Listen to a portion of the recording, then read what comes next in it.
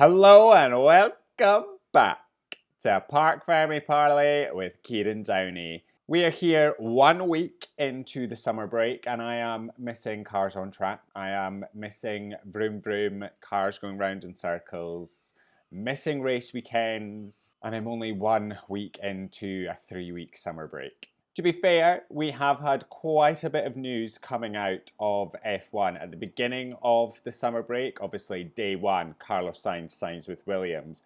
We've had Red Bull backing Sergio Perez. We've had Jonathan Wheatley announcing that he's departing Red Bull and going to be the team principal at Audi. So there has been some quite big talking points over the past week. But towards the end, it has kind of died down. Everything's kind of died down. Social media, like everything's just kind of come to a little bit of a standstill. But it's nice to have a bit of a breather, but I am missing cars. I am missing cars on track. With that being said, it is time for us to do our mid-season driver ratings. Now, we are actually past the middle of the 2024 season. That was actually 2 races ago because we are now 14 of 24 races into this season. But what better time to do this driver ratings than during the summer break? For the past week, you guys have been rating each of the drivers out of 10, 1 being poor performance, 10 being like 10 out of 10 performance, obviously. So you guys have rated, I've rated, it's time for us to break these down. We have actually had a much more competitive and a much better season than I thought we were going to. I've said this before, but even after Bahrain, I thought this was a slam dunk Red Bull season. They were going to win 24 races out of 24 races. And you know, we were all just holding out for the 2026 regulation change. But now we've got such a competitive season. 2025 is going to be even closer. Like, should we just push the regulations back? Because the racing that we're having right now is 10 out of 10. If we could continue with these regulations, but just make the cars a little bit smaller, we'd have a great time in our hands. But we're obviously not here to discuss regulations or anything like that. We are here to get into our driver ratings. So let's kick things off with Kevin Magnussen. Now, I'm going to give Kevin a 4 out of 10. Kevin's season has been all over the place. It has been some really good highs and some awful lows. Like, let's get into it, shall we? I had to write all his bits down. So he's currently P16 in the driver's standings with 10 penalty points. Bahrain wasn't great for Haas, but then Saudi Arabia, 2 10-second penalties, 1 for pushing Albon into a wall, 1 for running off the track and gaining an advantage. Australia, he got P10, but only because Russell crashed out. China got a 10-second penalty because he did a late break and collided with Tsunoda. Miami, sprint race, got 35 seconds worth of penalties, dropping him to P18. Then got another 10-second penalty for a collision with Sargent that ended his race. In Monaco, obviously crashed with Perez and Hülkenberg. And then in Austria, finished P8. Canada, he did also have a flying start and then a terrible pit stop. What a season from Magnussen. He's also been dropped by Haas. I can't imagine he's going to get a seat in 2025. Provided so much this season. So in Saudi Arabia, to be fair, in Saudi Arabia, played a brilliant team game. He backed that pack up to give Nico Hülkenberg a full pit stop advantage, allowing Nico to pit, come back out ahead of everyone else, and go on and score a point. So, I mean, Magnussen's race was already ruined. He obviously had the 2 10-second penalties. So fair play for Magnussen just to play the team game and hold everyone up. Like, I can't fault him for Saudi Arabia. Australia, obviously, that point purely is just down to Russell crashing out at the very last minute. He would have finished P11, which, to be fair for that Haas, is a decent finish. But as time has gone on, the Haas isn't as bad a car as what I thought it was. So, to be fair, I do kind of expect them to be in and around that area of P10, P11. China, he was obviously back to getting time penalties. He had the collision with Tsunoda, ending Tsunoda's race. Everything just seemed to go downhill at Miami because Miami happened and I was like, is he taking this too far now? He was back playing that team game. He was defending wildly against Hamilton during the sprint race. Like, he was late braking, he was cutting corners, he was just cutting Hamilton off left, right and centre. He was obviously playing the team game the same as Saudi Arabia. He'd obviously been given orders to hold up Hamilton, but just the way he went about it was insane, to be honest with you. And coming out for the sprint, I was like, right, just calm it down a little bit, babe, please. Go and just rein it in, because it was like, what, an 18-lap sprint race, and he managed to get 35 seconds worth of penalties. The man was a menace that weekend. And then obviously in the Grand Prix crashed into Logan Sargent. Miami was not a highlight of Kevin's career, and at that point I was like, why are we putting up with this? We have so much talent waiting in the sidelines to get a seat in F1, and we've got a man who is literally driving cars off the road, getting 35 seconds worth of penalties in the sprint race, and just being an outright menace. And then I kind of calmed myself down a little bit, and then we went to Monaco, and there was obviously the crash with Perez and Hülkenberg, which is quite controversial. Some people blame Perez, some people blame Magnussen. I blame Magnussen. I don't believe Magnussen had any right to be up and around that side of Perez. As I said, it's very controversial.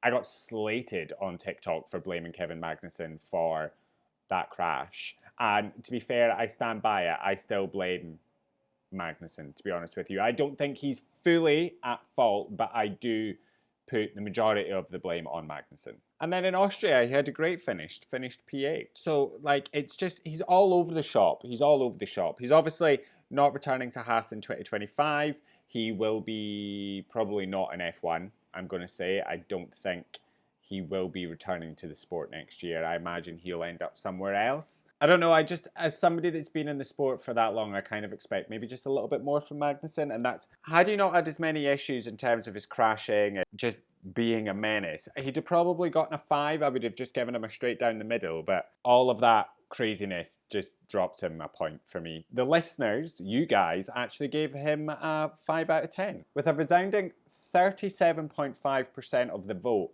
you guys gave K-Mag a 5 out of 10. 12.5% of those who voted actually gave K-Mag a 7.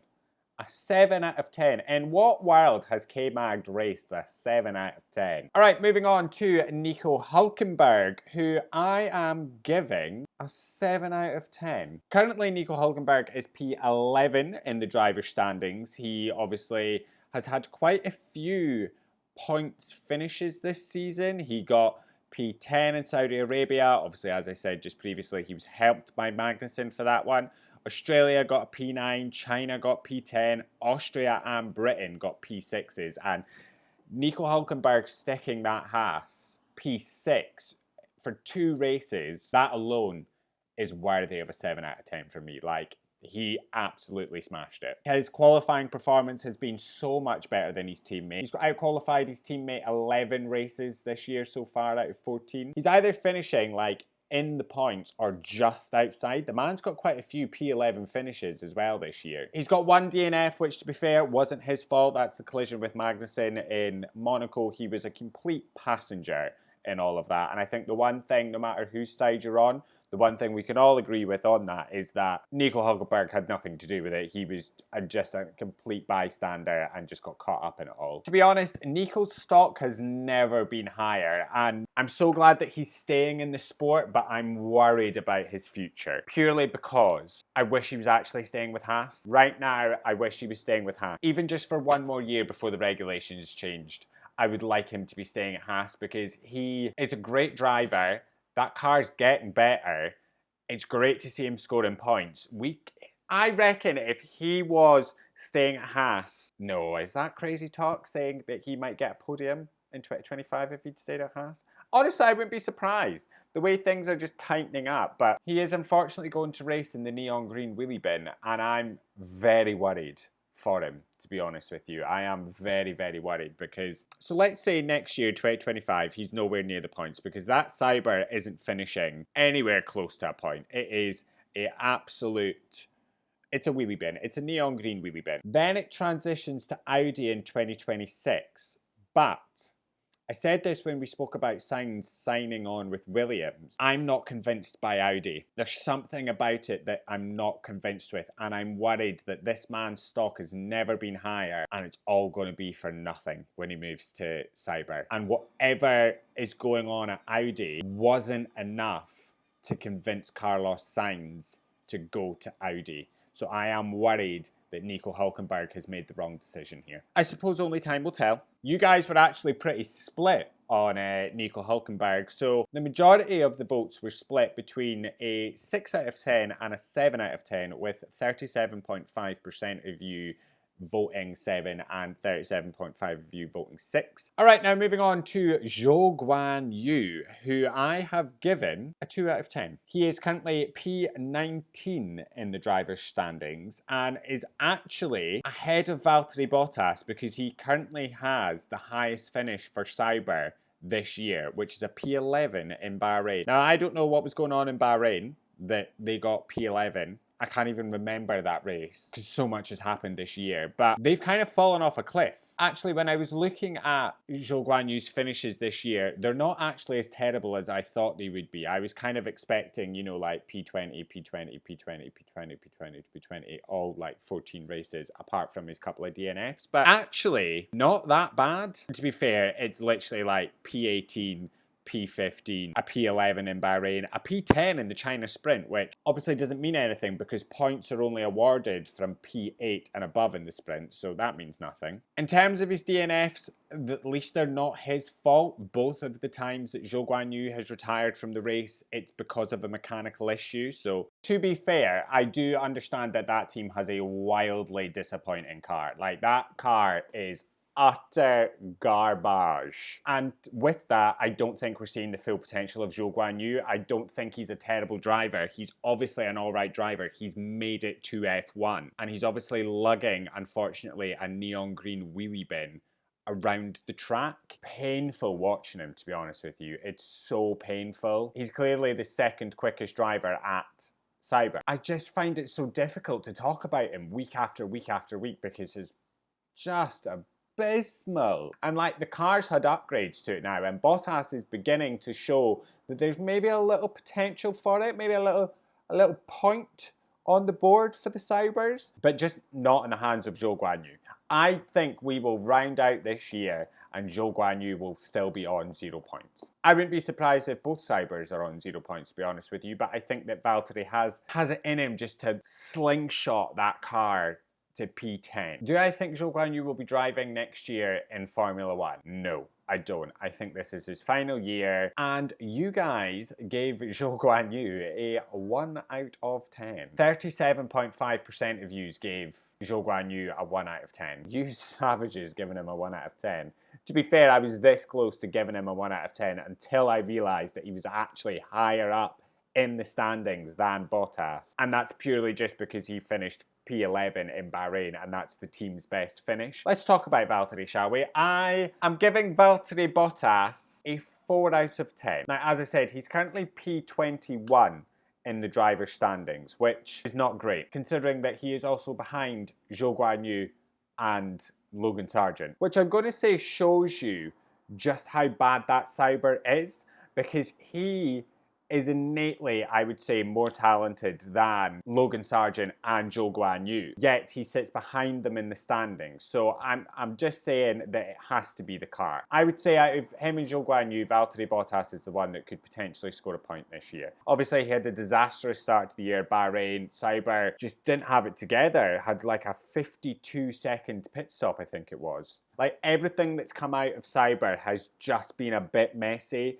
From their pit stops, the change of race engineer for Valtteri Bottas that just suddenly happened, them bringing upgrades that haven't really been an upgrade to anything. And I don't know why, when looking at it, I rank Valtteri higher. I think it's just because he has better drives, he's more consistent than Zhou Guan Yu. That's what I'm going to say. You guys were actually fairly split on Valtteri Bottas. With 28.6% of the vote, he equally got a 3 out of 10, a 4 out of 10, and a 5 out of 10, and 14.3% of you gave him a 6 out of 10. Even though he's actually at the bottom of the standings, you guys rank him better than Zhou Guan Yu and Logan Sargent, so I'm going to take that we're all on the same page. Perfect. All right, now moving on to Daniel Ricciardo, and I am giving good old Danny Rick a 6 out of 10. Now, he's currently P13 in the driver's standings. He's been out-qualified by his teammate 9 times, and at the beginning of the season, I was worried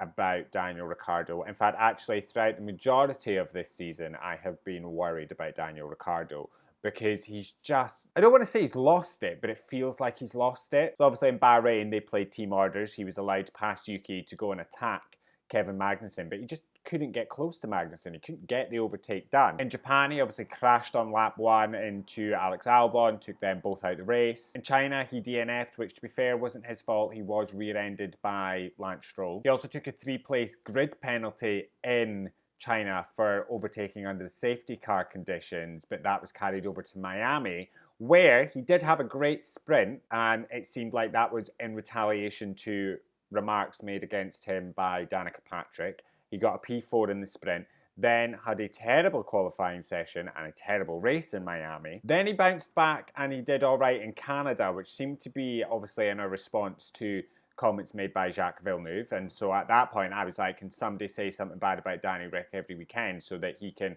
get a little bit of a fire lit under him and go and perform how we expect him to be performing. But he's actually leveled out a little bit just now. We obviously got points from him in Austria and Belgium. However, the Belgium one he obviously inherited after George Russell was disqualified. It's very clear that going into this season, Red Bull wanted to be able to announce Daniel Ricciardo as the Red Bull driver for 2025.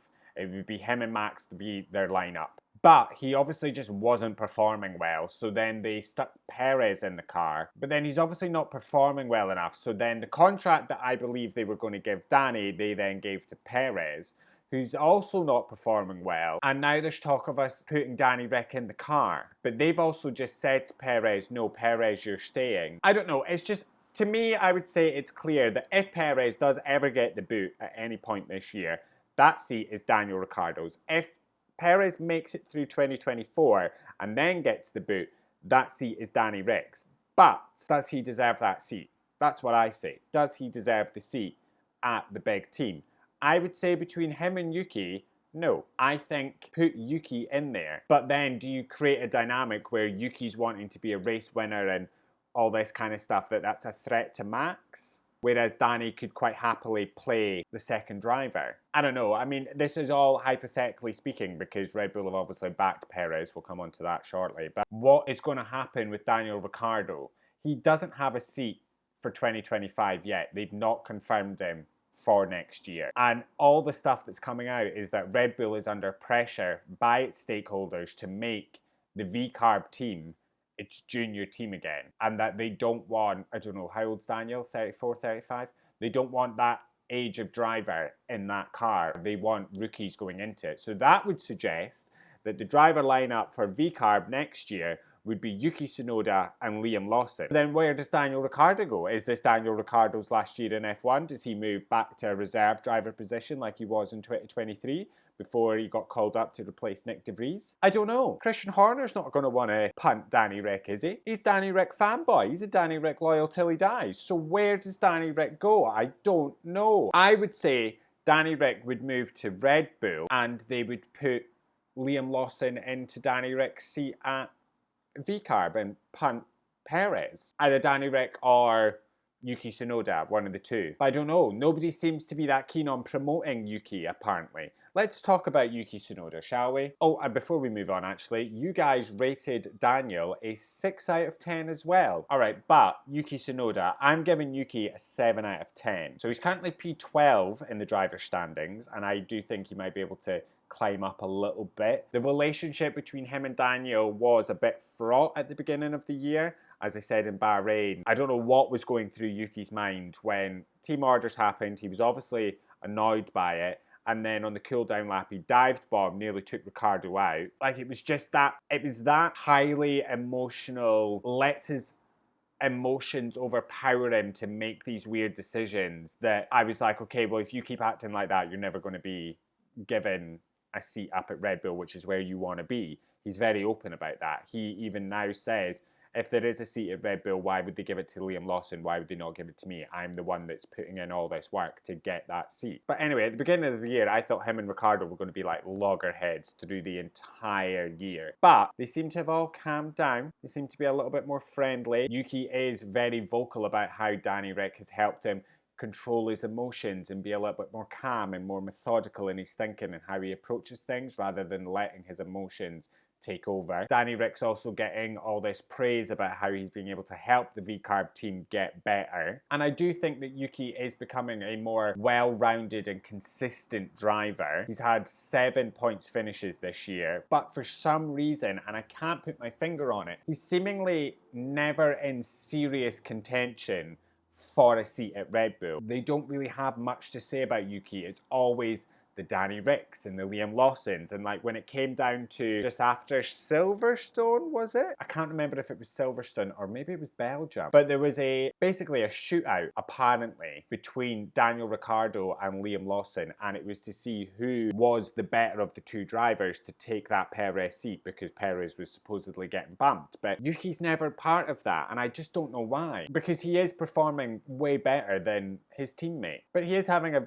pretty decent year this year, and you guys have also rated him a 7 out of 10 with a whopping 62.5% of the vote. All right, now moving on to Logan Sargeant, who I am rating his performance this year a 3 out of 10. So he's currently P20 in the driver standings, which means he is last out of 20 cars, but actually not last because there's 21 drivers this year so far. He still just hasn't had a breakthrough in F1, has he? He just hasn't had that moment, point scoring moment. Do I think he will have that breakthrough? Yeah, I think he might, you know. He's obviously not going to be racing with Williams in 2025. That seat's obviously gone to Carlos Sainz. I don't think any of the other teams are going to sign him. So he's got nothing to lose now the rest of the year. He is making gains. He is moving closer to the pace of Alex Albon, which I don't know if it's saying much. As I said, I believe it's his last year in F1. He's got nothing to lose anymore. Where do I think he's going next year?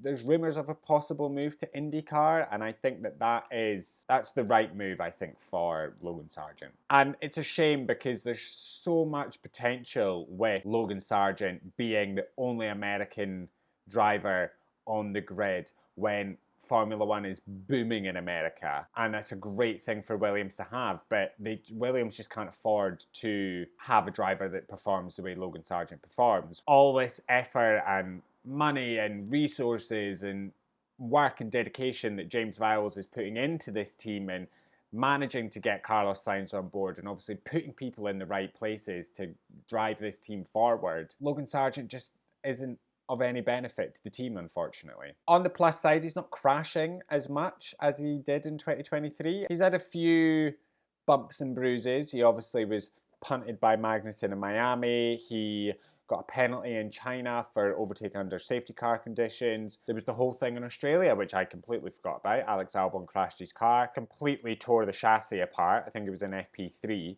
And Logan Sargeant had to sit out the rest of the Australian Grand Prix because they gave his car to Alex Albon. And I will say, that should never have happened. I understand why James Vowles made the choice he did, because that car in the hands of Alex Albon is more likely to score Williams points than it is in the hands of Logan Sargeant. But I will say this year, Logan Sargeant just gets dealt blow after blow from the whole Australia situation, and then a few months down the line, and there hasn't been a decision made, or maybe there had been, maybe Vowles had spoke to Sargeant by this point, but to all the media, his team principal is literally just openly flirting and openly saying, I want Carlos Sainz, I want another driver, I don't want this fella. That being said, he still has performed incredibly poorly this year. It leads me to believe, like, have Williams drawn a line in the sand with Logan Sargeant? There's still 2 weeks of the summer break, and there's still lots of talking about whether or not Williams could make a mid-season change. I think if they don't change within the next 2 weeks before the season starts back up again, they'll let Logan see out the rest of this year. And the listeners were also split on Logan Sargeant.